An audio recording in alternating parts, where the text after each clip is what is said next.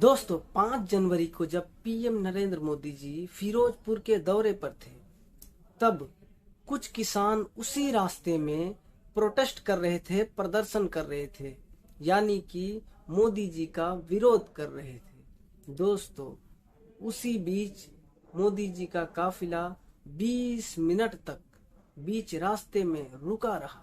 देश के प्रधानमंत्री जी का काफिला इस तरह बीच सड़क पर रोके रखना सुरक्षा में बहुत ही बड़ी चूक माना जाता है दोस्तों।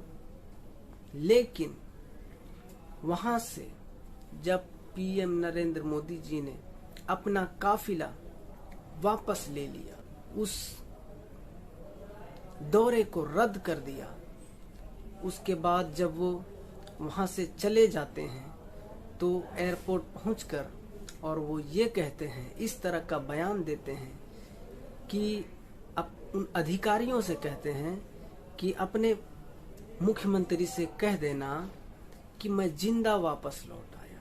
दोस्तों देश के प्रधानमंत्री ऐसा बयान दे रहे हैं कि अपने ही देश के नागरिकों के प्रति ऐसा बयान सही नहीं बैठता है। दोस्तों आखिर प्रधानमंत्री जी को ये सोचना चाहिए था कि आखिर वो विरोध क्यों कर रहे हैं। हाँ, ये सुरक्षा का मसला तो जरूर है कि प्रधानमंत्री जी का काफिला इस तरह से नहीं रोकना चाहिए, जबकि प्रधानमंत्री जी को ये चाहिए था कि उसकी परेशानियों को सुना जाए और वो क्यों विरोध कर रहे हैं उस मसले पे बात किया जाना चाहिए। ऐसा नहीं है दोस्तों कि प्रधानमंत्री का रास्ता पहली बार रोका गया हो। एक बार जब मनमोहन सिंह जी सत्ता में थे, जब प्रधानमंत्री थे, तो वो किसी दौरे पर थे और कुछ छात्रों ने उनके काफिले को काला झंडा दिखाया और उनका विरोध कर रहे थे। उन्होंने तो अपने देश के नागरिकों की बात सुनी थी और उस छात्रों से ये पूछा था, उस छात्रों से बात करने की कोशिश करी थी कि आखिर वो क्यों प्रोटेस्ट कर रहे थे, क्यों काले झंडे दिखा रहे थे। दोस्तों ऐसा ही होना चाहिए। अभी हाल ही का बता दूं कि ममता बनर्जी बनारस अखिलेश यादव जी का चुनाव प्रचार करने के लिए जा रही थी।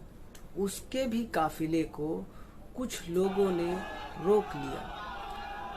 ऐसा बताया जाता है कि वो लोग हिंदू युवा वाहिनी के कार्यकर्ता थे और उसके काफिले को काला झंडा दिखा रहे थे और रोकने की उसके काफिले को कोशिश करा जा रहा था। वो अपनी गाड़ी से नीचे उतरकर और मुस्कुराकर उन लोगों के सामने खड़ी हो गई और उन लोगों को देखने लगी। दोस्तों यही तो लोकतंत्र की खूबसूरती है कि जो विरोध कर रहा है उसकी मसलों को सुना जाए कि आखिर वो क्यों विरोध कर रहे हैं, आखिर वो क्या चाहते हैं। इस मसले के ऊपर ध्यान दिया जाना चाहिए। दोस्तों सरकारें आते और जाते रहेंगे। दोस्तों आपसी भाईचारा बनाए रखना चाहिए। दोस्तों मिलते हैं आपसे अगली वीडियो में, तब तक के लिए जय हिंद।